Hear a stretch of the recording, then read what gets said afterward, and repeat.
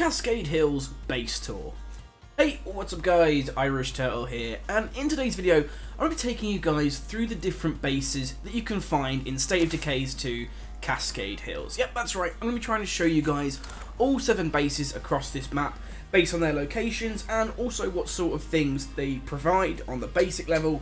Now I do just want to say before I sort of get into them, I'm not going to be showing you the base sort of management screens that you get for each one, solely because it'll take too long for me to get the influence and get the levels and everything bought. So it's just easier for me to do it this way and sort of show you guys a rough guide, like I said, of where they are and sort of the basic facilities that they offer. So this is the starting house. I'm not going to spend too long on it. It's basically the first home that you get with every single map. They're all the exact same, the starting house. It's free to claim, and it's the first recommended one. So let's just have a quick run around here. Obviously you'll know this one, so I'm going to try and make it a little bit quick. So here we have the first outdoor sort of small slot. We have a second plot here. Again, also a small outdoor plot. We then have the third one, again another small outdoor plot. And those are the 3 that you can build on. The building itself then has the interior sort of master bedroom, which is here. That provides 2 beds once it's all built up.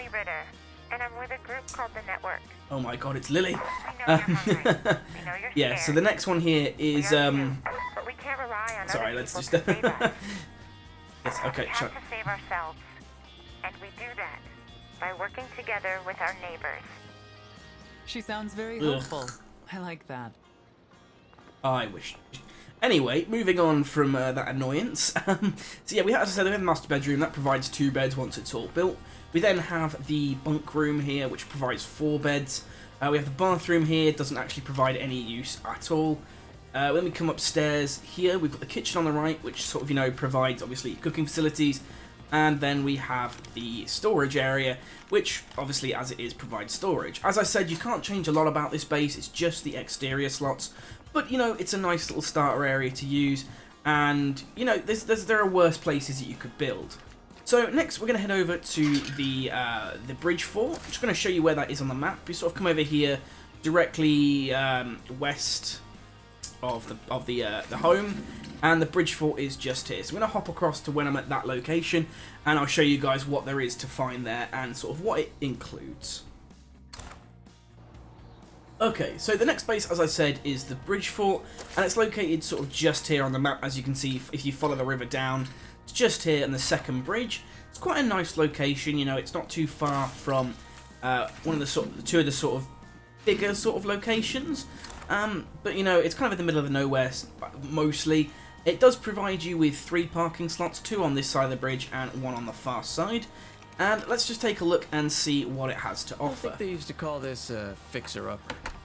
So the base itself is listed initially with 2 outdoor slots, 2 small outdoor slots, which are just over here. The reason they're classed as outdoors is because they're not quite covered by the top just there. And we do have a general sleeping area just here. As you can see, it is provided with 1 set of sheltered beds, this is what is classed as, and again that's because it's more covered than the sort of rest of it.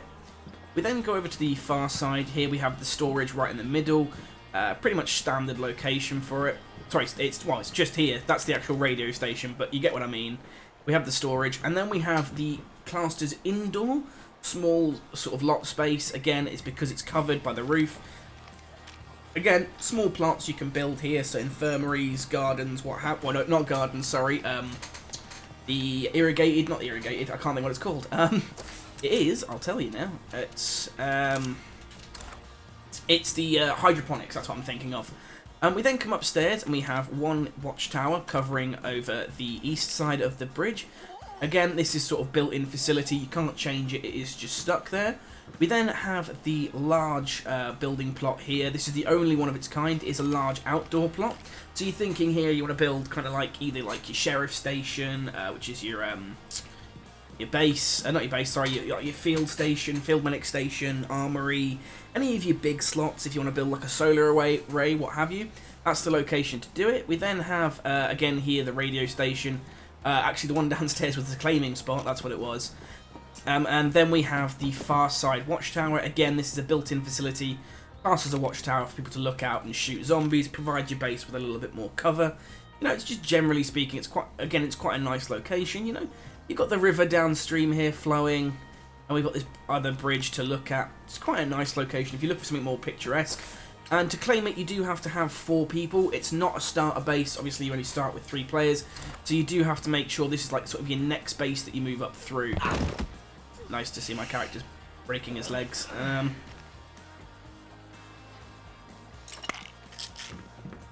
Gonna run out of that soon. Let's pop some meds there. So that's the bridge fort base. As I said, you know, it's sort of the next step up. That's your 4-man base. But I'm going to then try and use the next base we're going to take a look at here. And that goes up here to the church on the hill. Okay, so I'll come back to you when we're there.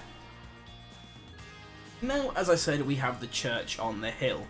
Now, this base in general is probably one of the best within the Cascade Hills for you to try and build up as much as you want in your own way.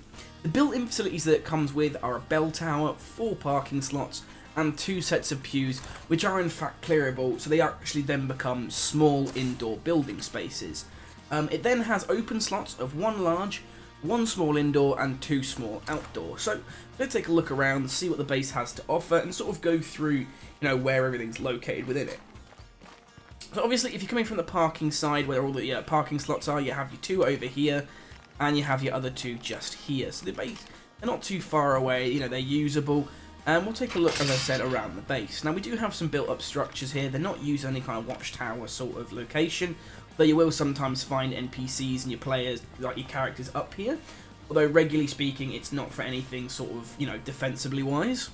We come around here to the side of the main one of the main entrances to the building, and you can see we have our first small outdoor slot located just to the right of the double doors going in, and the other small outdoor one to the left of it. So, you know, maybe you want like a garden there and like maybe a workshop or something here. We then come around to the other side of the building, and we have the 1 large outdoor spot that is useful and usable within the base. There is only the 1 large slot, so you're going to have to think carefully about what you really want if you choose to settle here. We then come into the main building. We have like a coat room on the left. It's not really used for anything. We have what would be kind of like the bell tower. We'll check out that last just there. And then we come into the main sort of area. Now, as I said, we do have 2 sets of pews to the right and the left. Now, these can be cleared to make 2 small interior build slots. Again, that makes a total of 3 in here that you can use. You then have your storage drop-off area just here. And generally speaking, what I'd probably do is if I was to set up here, I'd probably have some beds here, as there aren't any inbuilt. I then have to have a kitchen, you know, for food and things, because that is normally required.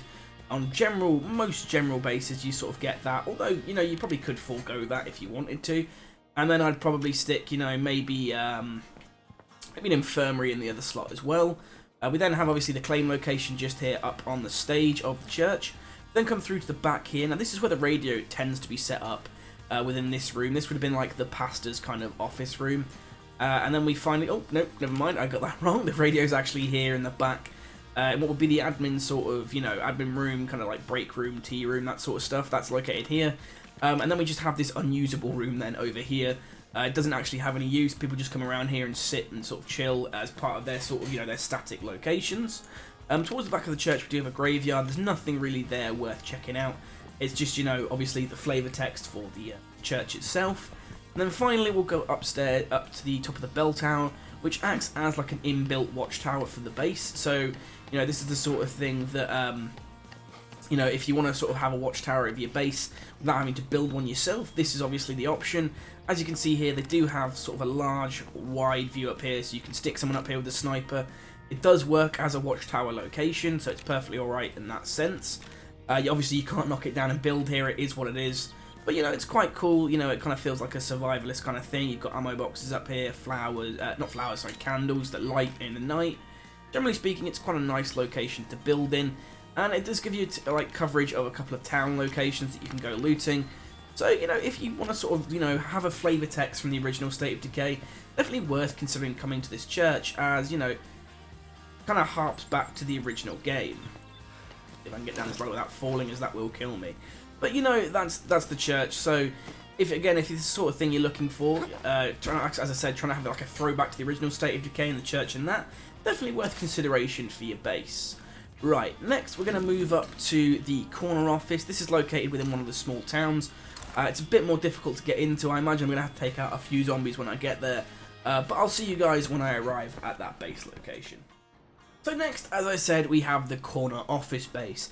Now this one in general is quite nice for people that like to live sort of within a town location. It's quite easy for looting, getting gear. Generally speaking, the base in itself is quite nice in its, as I said, in its location. It's kind of an interesting one as it's not sort of out in the sticks somewhere. It's more centrally located to gear, like to where you can get gear and stuff. So we'll give it a look and see what we can find. So as I said, it's located here.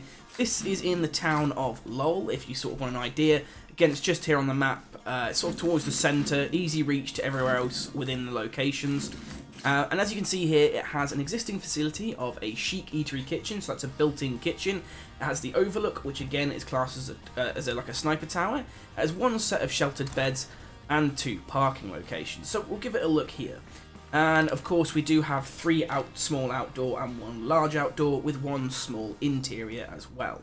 Here, as you can see, we have the small outer locations just here, sort of in the courtyard.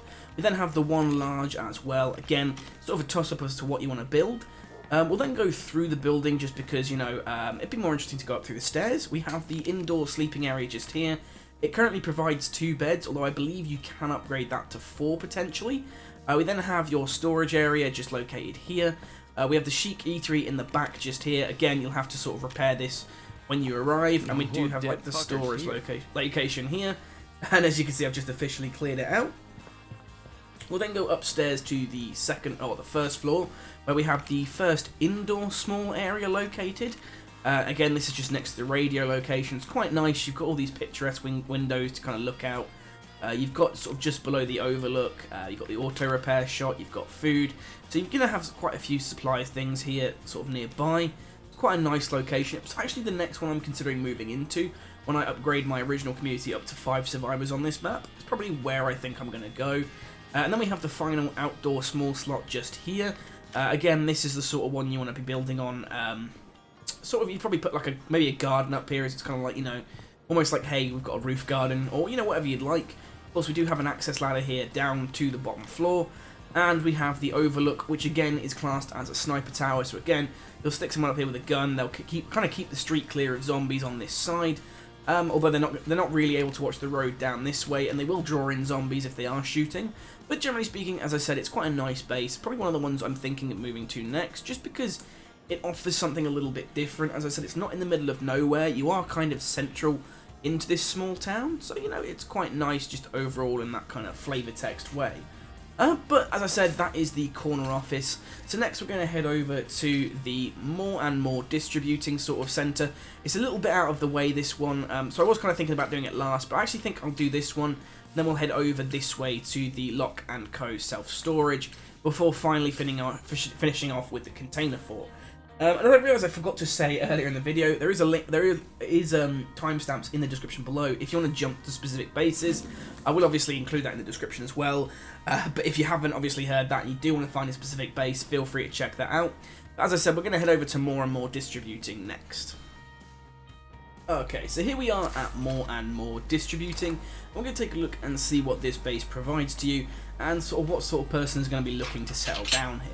So when we take a look at the in-game base screen, we can see that it offers 2 sets of sheltered beds, a machine slot, 4 parking slots, a huge fuel storage and 1 backup generator. It also has 2 large slots that are open, as well as 1 small indoor slot and 2 small outdoor slots. It does require 6 people to start building in it, but, you know, it's kind of an interesting setup. So we're going to take a look outside first, just to make it easier. So here we can see is the large fuel storage, which is also actually very important on this location, because you do need fuel to get anywhere. You are out in the middle of nowhere, there's nothing really up this way, so you're always going to be driving down into the map for getting any kind of resources. This is definitely a location that you're going to need a car to be going from. So that is definitely something to keep in mind. It is definitely for those people that like to drive and have fuel coming into their base fairly regularly from their outposts. So we have the 2, as I said, the 2 large outdoor slots just here and here. Obviously, you're going to have to consider what you build. I can hear a zombie somewhere. And then we have the 2 sort of smaller locations just here. Again, these are the 2 outdoor slots. We then come around into the actual building itself, and we'll take a look and see what the building has to offer on the inside. Spit and polish, and we could live here. So we do obviously have the small internal location just here. Again, free for you to build whatever you like. Here's the backup generator. Now, of course, This will take fuel, the entire to like keep the base powered, but it does have its own internal power storage to consider. Obviously, you will have to just give me 1 second. You will have to obviously consider again the fuel usage. Ooh.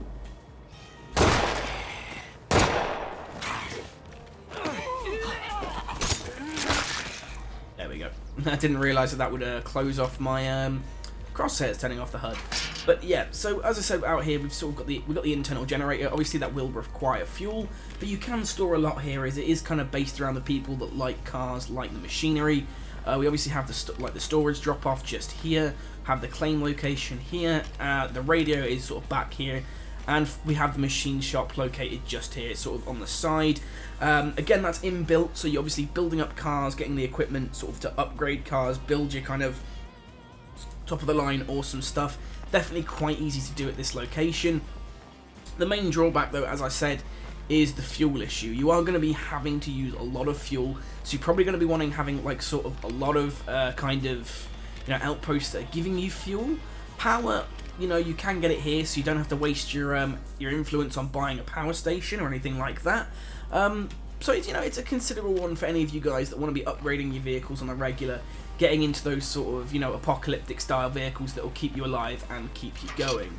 So now that we've visited this location, we're going to take a trip all the way over here to Lock and Co self-storage. Now this personally is probably my favourite location on this map, just generally speaking.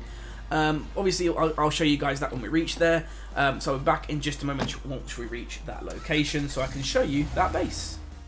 Okay, so here we are at Lock and Co self-storage. Now, generally speaking, this, as I said, is probably my favourite location on this map personally. I know a lot of people do like the container fort, which is next, but personally I kind of like the flavour text here. So let's start off over outside. We do have the 2 small outside locations. We do also have 1 large slot slightly further away. There is 1 elaborate storage, which basically means it's got a huge amount of storage in this base. There are 2 sets of sheltered beds. There is 1 secret distillery, 3 parking slots, a watchtower, and, you know, the works. So basically I thought, I'm just going to quickly turn down the volume of this dude. Alright, so I've just turned him down. It's been a bit difficult there. So, as I said, generally speaking, we have a couple of clearable lockers. The first one's here. You can clear that yourself, build whatever you want sort of indoors here. Maybe an infirmary, whatever, what have you. I can also hear a feral. That was unpleasant.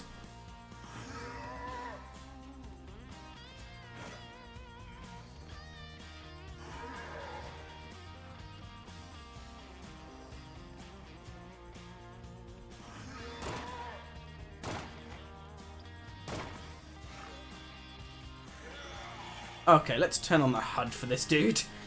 Nope, not what I need.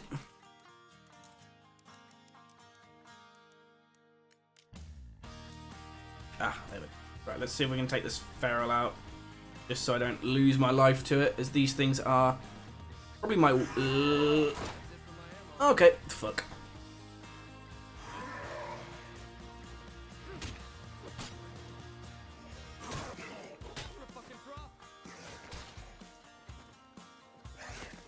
Okay.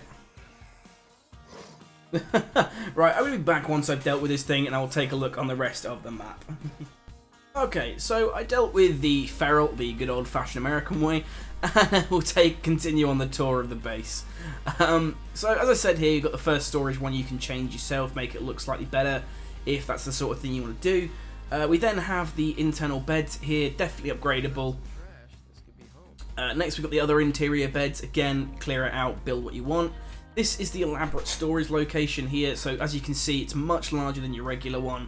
Lots of space here for storage, which is why it's considered that, and why you're able to build so much. We then have another clearable location just here, and we have what is, I believe, the still just in here, although it is destroyed, so you do have to build that up yourself, but that is the secret still there that you can obviously make your moonshine out of, as well as your fuel and sort of other things, just generally speaking. We then come into here, we've got our, you know, just sort of a regular sort of area. Again, you've got your radio, and you've got sort of your internal claim area. And then the final part of this location is, of course, again, the watchtower, which is located just up top of here. Again, typical sniper's nest, gives you sort of a full 360 view of the compound. Lots of stuff to see here, gives you good coverage, so you can take out ferals when they appear out of nowhere. And that's Lock & Co. self-storage. Now, the next place we're going to be taking a look at is all the way down here, and that is the container fort. Hopefully, I've got enough light left in this State of Decay day to be able to show you guys that location. And we made it to the container fort, sort of just in the nick of time. I think the sun is starting to set on this this day that I've sort of travelled around the map. So we're going to try and go through this one without me doing the zombie clearing first. So hopefully there aren't too many zombies here, but we'll take a look and see what we've got. So they're like, ooh, chill out over here, gives me a minute to sort of recover. So this location itself has 2 large slots, 5 small outdoor, 1 workshop level 3, 3 parking spots, and a fire safe storage 3, which again is sort of like a larger storage location. As you can see, that is located just here, so it's like an easy drop off location once you come into the base. So we'll take a look around, maybe clear out some Zeds as we go, and I'll show you guys what this base has to offer.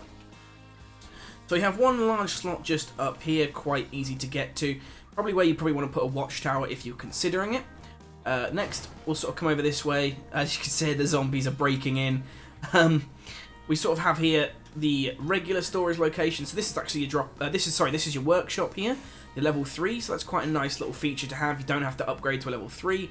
I'm standing on the next sort of spot that you could build on, which is the one of the small locations. Go over here, and as I said here, we have like another outpost location. Unfortunately, not considered a watchtower or anything like that. So, you know, you will struggle to kind of use that to keep your base safe, but okay, she flew. There we go, let's just get rid of this zombie. Okay, so here we have the another small location, again, just on top of the containers. It's kind of nice and spread out as a location. Got another one here. And then we have the 2 larger storage locations in the middle of the base, sort of covered by the containers on all sides. I can hear another zombie's just broken in. Just deal with that the old-fashioned way. There we go, and close that door. So as you can see here, again, we've got the outdoor slots located just here. There's nothing you can break down, so what you see is what you get with this base. We have another just small location here. Maybe that's the one you want to have as one of your farms, what have you. And that's kind of the location in general. It's quite a nice big base, but it does require the most number of survivors to get building, and that is 8. It is located within a town, generally speaking, so you know, it's not too bad with the sort of resources and location. You do have sort of a lot of stuff here that you can search and use. It's definitely for your bigger communities. But again, you will sort of need to build a lot of amenities here. There are no inbuilt beds, so you're immediately going to lose at least 1, if not 2 slots to beds, putting you down to kind of 3 small outdoor spots, really. With that, which is, again, a consideration you have to make. Some of the other bases, they do have sort of, you know, fewer slots, but they already have inbuilt things. So here, you've already got 2 small slots with 2 abandoned lockers. So you've actually got 4 slots there, and it's already got 2 sets of sheltered beds. So generally speaking, you know that the base itself has more on offer at, say, Lock & Co., even though it has, you know, a smaller requirement of settlers. So it's one of those things to think about. Even though this is considered probably the best base on this map, you know, being like it has 8 slots, has the 5 large outdoor slots, you know, it's kind of considered to be the big one. When you actually look at what it has to offer and what you can use and what you'll have to sort of build anyway, it actually kind of comes down as not being as good as some of the other locations, solely because of the lacking things that you will have to build regardless. You always need beds in a base, so you're always going to have to take up spaces to build that, so immediately you're going to be out on slots. Obviously you can upgrade the beds, so you don't need quite as many maybe, but generally speaking, it'll be a big factor in affecting you, and it's definitely something to consider if you want to be going for this base.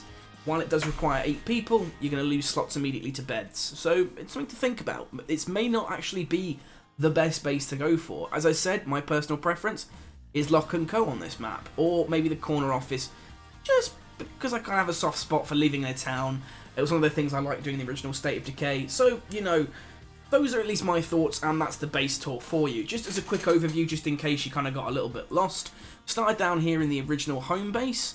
We then came across here to the bridge fort. It's just located literally west of the town. It's not difficult to find at all. We then went up to the church on the hill. Again, it's about 300 meters away. We then have the corner office, which is located just here within this town. If you want to go really far out of town, there's more and more distributing. Again, definitely a base for people that want to have cars, because you have to travel with that one. There is no way out of it. You're not going to want to be walking all of this distance just to try and get somewhere. So it's definitely for people that want to have those cars.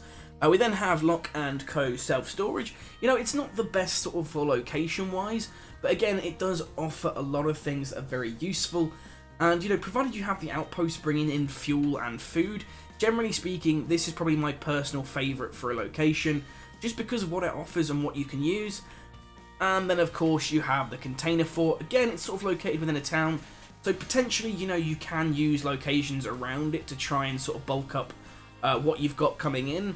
But, you know, personally, I just don't think it's worth it. It does have a power substation right near it, as well as a fuel storage location right near it. So, you know, maybe you wouldn't have to build like a solar array for power.